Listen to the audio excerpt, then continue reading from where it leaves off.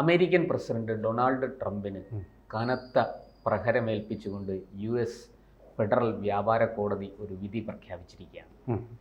അതിന് അപ്പീൽ പോയി അതിനൊരു സ്റ്റേ വാങ്ങിയെങ്കിലും ആ വിധി ട്രംപിൻ്റെ മുഖത്തേറ്റ കനത്ത പ്രഹരമാണ് എന്ന് പൊതുവെ വിലയിരുത്തപ്പെടുന്നു.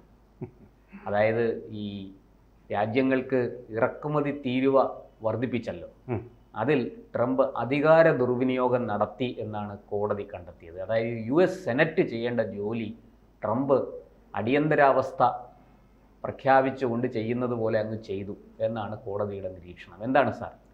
ന്യായമായിട്ട് ട്രംപിൻ്റെ മുഖത്ത് ഏൽക്കേണ്ട പ്രഹരമാണ് കഴിഞ്ഞ ദിവസം ഫെഡറൽ വ്യാപാര കോടതി അദ്ദേഹത്തിന് കൊടുത്തത്. ശക്തമാണ്, ന്യായവുമാണ്. എല്ലാവരും അത്ഭുതപ്പെട്ടു പോയി. ഒരു പ്രസിഡൻറ്റിന് ഇത്രമാത്രം അധികാരം, ലോകമെല്ലാമുള്ള ഇദ്ദേഹം CEO ആണ്. ഏതെങ്കിലും ഇലോൺ മസ്കിനെ പോലെ ഏതെങ്കിലും കമ്പനിയുടെ CEO ആണ്. തൻ്റെ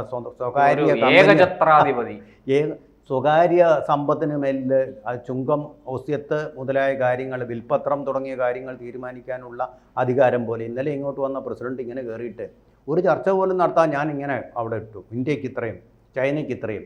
ഇതിൻ്റെ മാനദണ്ഡം എന്താ? ഇതിന് സൂക്ഷ്മമായിട്ടുള്ള വ്യാപാര നിയമങ്ങളനുസരിച്ചുള്ള മാനദണ്ഡങ്ങൾ വേണ്ടേ? ലോകത്തിനെ മുഴുവൻ ബാധിക്കുന്ന കാര്യം അത് ട്രംപ് സെനറ്റിൽ ചർച്ച ചെയ്യേണ്ടതായിരുന്നു. അതാണ് ഇതിലേക്കാണ് വരുന്നത്. ഈ ലോകം മുഴുവൻ ബാധിക്കുന്ന ഒരു കാര്യം, ലോകത്തിന് മുഴുവൻ ഇമ്പാക്റ്റ് ഉണ്ടാക്കുന്ന, ഒരുപക്ഷെ സാമ്പത്തിക മാന്ദ്യം തന്നെ വരാവുന്ന തരത്തിലുള്ള ഒന്നിങ്ങനെ പ്രഖ്യാപിക്കുന്നതിന് മുമ്പ് ഒരു യുദ്ധം, വ്യാപാര യുദ്ധം എന്ന് പറയാവുന്ന ഒരു യുദ്ധം ഏകപക്ഷീയമായിട്ട് അങ്ങ് പ്രഖ്യാപിക്കുകയാണ് ചെയ്തത്. ഇതിനൊക്കെ ഒരു വ്യവസ്ഥയും വെള്ളിയാഴ്ചയൊക്കെ വേണ്ടേ? ഇന്ന് വെള്ളിയാഴ്ച ആയതുകൊണ്ട് പറയുമല്ല, അതൊക്കെ വേണ്ടേ?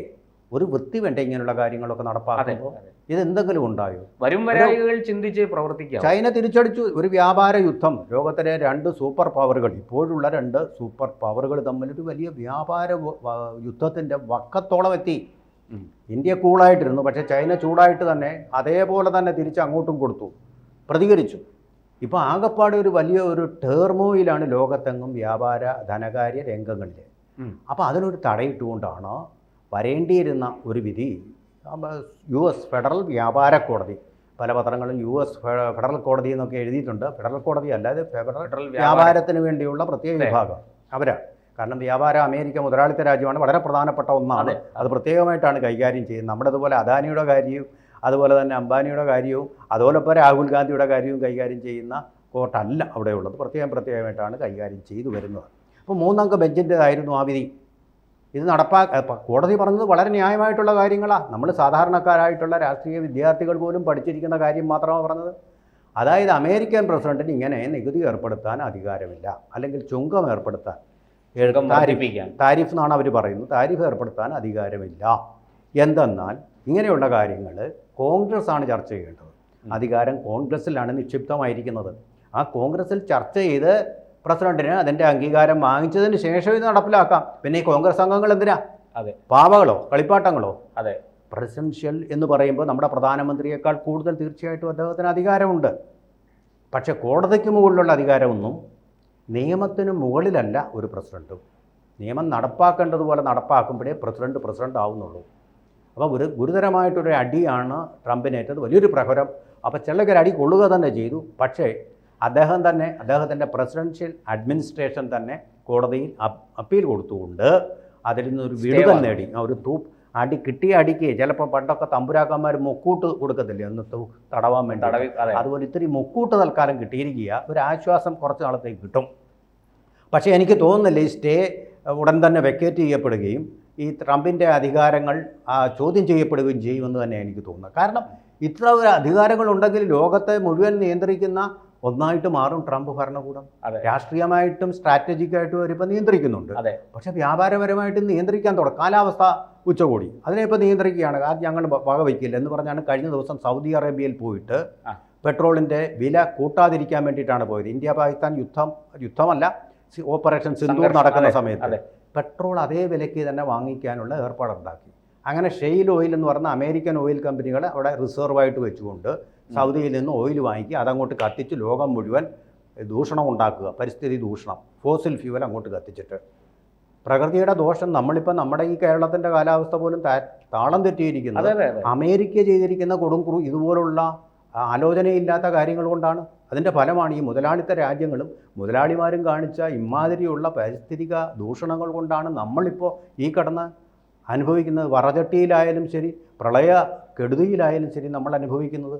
നമ്മളിതിൻ്റെ ഇരകളാണ് വാസ്തവത്തിൽ. അങ്ങനെയുള്ള തോന്നിയാവാസങ്ങൾ കാണിച്ചുകൊണ്ട് ഇപ്പോൾ പെട്രോൾ വാങ്ങിച്ച് സൗദി അറേബ്യ പോലും സമ്മതിച്ചിട്ടുള്ള കാര്യമാണ് ഫോസിൽ ഫ്യൂവൽ നിർത്തണം. അവർ ആൾട്ടർനേറ്റീവ്സിലേക്ക് പോയിരിക്കും. ആൾറെഡി ഗ്രീൻ ഹൈഡ്രജനിലേക്ക് ഉള്ള ഒരു ട്രാൻസ്ഫോർമേഷന് വേണ്ടി ശ്രമിച്ചുകൊണ്ടിരിക്കുക. ഇത്രയും പെട്രോൾ കയ്യിലുണ്ടായിട്ടും, ഇത്രയും എണ്ണ പ്രകൃതി വാതകം കയ്യിലുണ്ടായിട്ടും. അപ്പോഴാണ് ഈ അമേരിക്ക ആമസോൺ മഴക്കാടുകൾ കത്തിച്ചതുപോലെ ലോകം മുഴുവൻ കത്തിക്കാൻ വേണ്ടി പെട്രോളുമായിട്ട് വന്നിട്ട് അതിൻ്റെ ഫോസിൽ ഫ്യൂവൽസാണ് ഈ ലോക കാലാവസ്ഥ മുഴുവൻ തകിടം എന്നറിയാൻ കാര്യം. അതിൻ്റെ വിഷയത്തിലേക്ക് പോയാൽ ഒരുപാടുള്ളതുകൊണ്ട് അങ്ങോട്ട് പോകുന്നില്ല.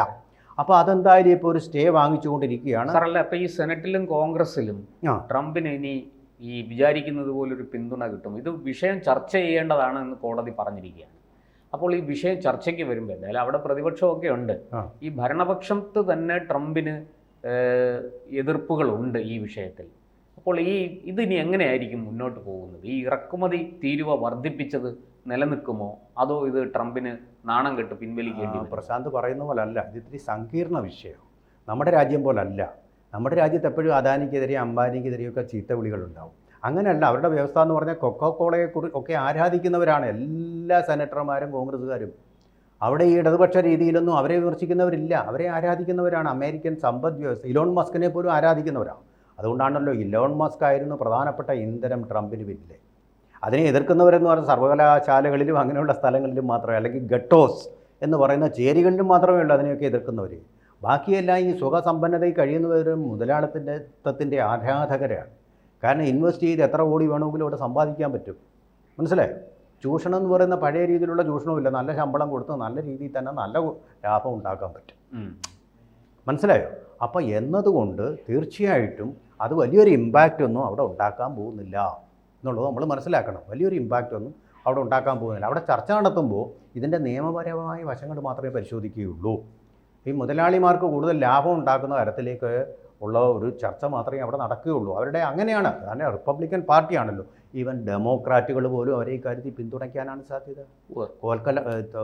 കോടതിയുടേത് ഒരു താൽക്കാലികമായിട്ട് ഉള്ള ഒരു വിധി മാത്രമാണ്. ആ സ്റ്റേയും താൽക്കാലികമായിരിക്കും. പക്ഷേ ചർച്ച നടന്നു കഴിയുമ്പോൾ പുതിയ നിയമ പരിഷ്കരണങ്ങൾ നടപ്പാക്കേണ്ട ഒരവസരം വരും. സർ, ട്രംപ് വാദിക്കുന്നത് അടിയന്തരാവസ്ഥയ്ക്ക് സമാനമായൊരു സാഹചര്യമാണ് രാജ്യത്തുള്ളത്. സമ്പദ് വ്യവസ്ഥ വലിയ രീതിയിൽ കൂപ്പുകുത്തുന്നു. അതിനെ പിടിച്ചു നിർത്തണമെങ്കിൽ ഇത്തരത്തിലുള്ള കടുത്ത നടപടികളിലേക്ക് പോകണമെന്നാണ് ട്രംപിൻ്റെ നിലപാട്. അപ്പോൾ തീർച്ചയായിട്ടും ട്രംപ് വിട്ടുവീഴ്ചയ്ക്ക് തയ്യാറാകില്ല എന്നാണ് നമുക്ക് മനസ്സിലാകുന്നത്. അങ്ങനെയെങ്കിൽ ഈ പ്രസിഡന്റും ഈ ഹൗസുകളും തമ്മിൽ ഒരു നേരിട്ടുള്ള ഏറ്റുമുട്ടലിലേക്കാണോ പോകുന്നത്? അല്ല, ഇത് പറയുന്നത് വിശ്വസിക്കാൻ പറ്റില്ല. കാരണം റഷ്യൻ സമ്പദ് വ്യവസ്ഥയ്ക്ക് നേരിട്ടതുപോലുള്ളൊരു തകർച്ചയൊന്നും ഇപ്പോൾ അവർ നേരിടുന്നില്ല. ഇപ്പോൾ അതല്ല പ്രശ്നം. ഇതല്ല, ചൈനയേക്കാൾ മുമ്പേ എത്തണം. ചൈന കുതിക്കുന്നു. ചൈന ഒന്നാം സ്ഥാനത്ത് എത്തുന്നതിന് മുമ്പ് തങ്ങൾക്ക് ഒന്നാം സ്ഥാനത്ത് എത്തണമെന്നുള്ളൊരു മത്സര ബുദ്ധി മുതലാളിത്തത്തിൽ എപ്പോഴും ഉള്ളതാണ്. അമേരിക്ക അതാണ് ഒന്നാം സ്ഥാനത്ത്, 30 ട്രില്യൺ ആണ്. അതെ, പക്ഷെ അത് വളർന്നു വരുന്നു. ഇവിടെ സ്റ്റഡി ആയിട്ട് നിൽക്കുന്നു. അതാണ് പ്രശ്നം. 32 കഴിഞ്ഞാൽ പിന്നെ വളരാൻ പ്രയാസമാണ്. 0.5% പോലും വളരണമെങ്കിൽ എത്ര ട്രില്യൺ അവിടെ ഉത്പാദിപ്പിക്കപ്പെടണം കൂടുതലായിട്ട്. ഇപ്പോൾ വളരെ കുറച്ചുള്ള ഒരു രാജ്യത്തിന് പെട്ടെന്ന് ഉയരാം, ഇരട്ടിയോ 3 ഇരട്ടിയോ. ഉദാഹരണത്തിന് ഇന്ത്യ അങ്ങനെ കുതിച്ചുകൊണ്ടിരിക്കുക. അതേസമയം വലിയ ചൈനയ്ക്ക് പോലും വളരാൻ ചൈനയുടെ വളർച്ച ഇനി കുറയുമെന്നാണ് കേൾക്കുന്നത്. വളരുന്നുണ്ട്. വളർന്നാലും അത് പെർസെൻറ്റേജിൽ ഇപ്പോൾ നോക്കൂ, മഹാസമുദ്രത്തിലേക്ക് കുറച്ച് വെള്ളം വേണം, അതിൻ്റെ ലെവൽ ഉയരൂ ഇല്ല. അതാണ് അമേരിക്കയുടെ സ്ഥിതി. അങ്ങനെ കൂടുന്നതായിട്ട് നമുക്ക് ഗ്രാഫിൽ കാണാൻ പറ്റില്ല അവിടെ. കാരണം ഇത് കൂടിക്കഴിഞ്ഞാലും സമുദ്രത്തിൽ ഒന്നും അറിയില്ല. അതിൻ്റെ കടലിൽ കായം കലക്കുക എന്ന് പറയുന്ന പോലെയാണ്. അതാണ് അതിൻ്റെ വ്യത്യാസം. ഞാൻ ഏറ്റവും പെട്ടെന്ന് മനസ്സിലാവാൻ പറഞ്ഞതേ ഉള്ളൂ. അല്ലാതെ ഒരു തകർച്ചയൊന്നും അവർ അഭിമുഖീകരിക്കുകയില്ല. കാരണം അതിൻ്റെ ബേസിക്സ് ഒക്കെ വളരെ സ്ട്രോങ് ആണ്. പിന്നെ ഈ ബാങ്കിങ് എന്ന് പറയുന്നത് വളരെ വീക്കാണ്. അതൊരിക്കൽ മാന്ദ്യം വരാനുള്ള കാരണം അവിടുത്തെ ബാങ്കിങ് ആണ്. അത് പരിഷ്കരിക്കുക എന്നുള്ളതാണ്. വളരെ മോശമാണ്. ഇന്ത്യയിലെ പോലെ അല്ല. ഇന്ത്യയിൽ ബാങ്കിങ്ങിന് നേരിടും. അമേരിക്ക മാത്രമല്ലെന്നേ, പേപ്പർ ടൈഗേഴ്സാണ്. സിംഗപ്പൂർ തുടങ്ങിയ ഏഷ്യൻ ടൈഗേഴ്സ് എന്നുള്ളത് പേപ്പർ ടൈഗേഴ്സ് ആണെന്ന് തെളിഞ്ഞില്ലേ ബാങ്കിങ് തകർച്ച വന്നപ്പോൾ, മാന്ദ്യം വന്നപ്പോൾ. ഇന്ത്യ പിടിച്ചു നിന്നവിടെ. ചൈന പോലും തകർന്നു വന്ന. അപ്പോൾ ബാങ്കിങ് ഈ രാജ്യങ്ങളിലെല്ലാം 2008 ആ കാലത്തുണ്ടായ നമ്മുടെ ഈ സാമ്പത്തിക പ്രതിസന്ധി അത് തെളിയിച്ചതാണല്ലോ. അതെ, അപ്പോൾ അതുകൊണ്ട് അവിടെ ബാങ്കിങ് സെക്ടർ പരിഷ്കരിക്കുക അല്ലാതെ രക്ഷയില്ല. അത് പക്ഷേ വളരെ പ്രയാസമായിരിക്കും. കാരണം അത് മുതലാളിത്തത്തിൻ്റെ ഒരു സമ്മർദ്ദം ഉണ്ടാവും എപ്പോഴും അവിടെ. അത് മുതലാളിത്ത രാജ്യങ്ങളിൽ അങ്ങനെ ഒരു പ്രശ്നമുണ്ട്. അവരെ ഒന്നും നേരിടാൻ പറ്റുകയില്ല അമേരിക്കയ്ക്ക്. അമേരിക്കൻ ഭരണകൂടത്തിനേക്കാൾ ശക്തമാണ് അവിടുത്തെ മുതലാളിത്തം. അതുകൊണ്ടാണല്ലോ ഇലോൺ മസ്കിൻ്റെ സഹായം തേടേണ്ടി വന്നത് ഇതിനുവേണ്ടി. അപ്പോൾ ആ കാര്യങ്ങളും കൂടെ പരിഗണിക്കുമ്പോൾ തകർച്ചയൊന്നുമില്ല. അമേരിക്ക ഫസ്റ്റ് എന്നുള്ള അദ്ദേഹത്തിൻ്റെ അത്യാഗ്രഹം മാത്രമാണ് ഇതിന് കാരണം. ചുരുക്കിപ്പോൾ കൂടുതൽ വാർത്തകളും വിശേഷങ്ങളും നിങ്ങളിലേക്ക് എത്താൻ ABC മലയാളം സബ്സ്ക്രൈബ് ചെയ്യുക, ബെൽ ബട്ടണും അമർത്തുക.